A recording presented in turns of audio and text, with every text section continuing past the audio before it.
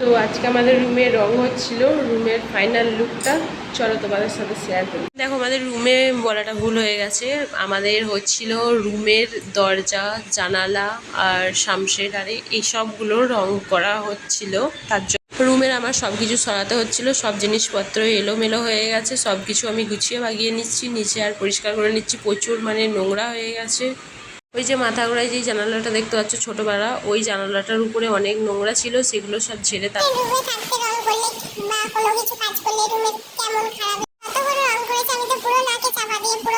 এদিকে আমি তো একটার পর একটা জিনিস সরিয়ে সরিয়ে রাখছি, এদিকে রাখছি তো ওদিকে রং করছি। আমরা যখন রুমটা ভাড়া নিয়েছিলাম তখন চলছিল রুমের কাজ চলছিল, তখনই রুম ভাড়া দেওয়া হচ্ছিল। তো এখন রুমটা রং করছে, এত গন্ধ, সবই তো তোমাদের সাথে শেয়ার করলাম। তো দেখো ফাইনাল লুকটা তোমাদের সাথে দেখাচ্ছি, দেখো তোমাদের ফাইনাল লুকটা দেখাচ্ছি। এই দেখো জানালাতে রং করা হয়েছে, জানালা উপর রং করেছে,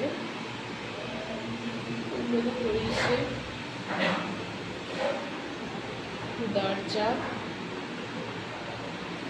তারপর পিছে সামসেটে রং করেছে, বর্ডারটা শুধু দিয়েছে সামসেটে। তারপর বাথরুমের যে বর্ডারটা হয় সেই বর্ডারটা দিয়েছে, বাথরুমের পুরো বর্ডারটা দিয়েছে, পিছনটা রং করেছে।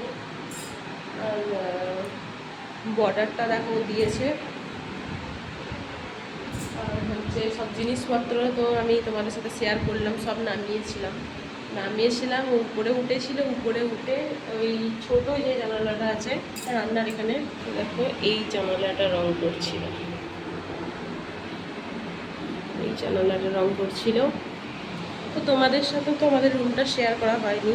তো এই হচ্ছে আমাদের রুম, ছোটোখাটো না, ভালোই বড় রুমটা, তাই শেয়ার করেও দিলাম। আর রং করাটাও শেয়ার করে দিলাম। এত গন্ধ, আমি পুরো থাকতেই পারছি না, এত গন্ধ লাগছে আমার। তো চলো টাটা।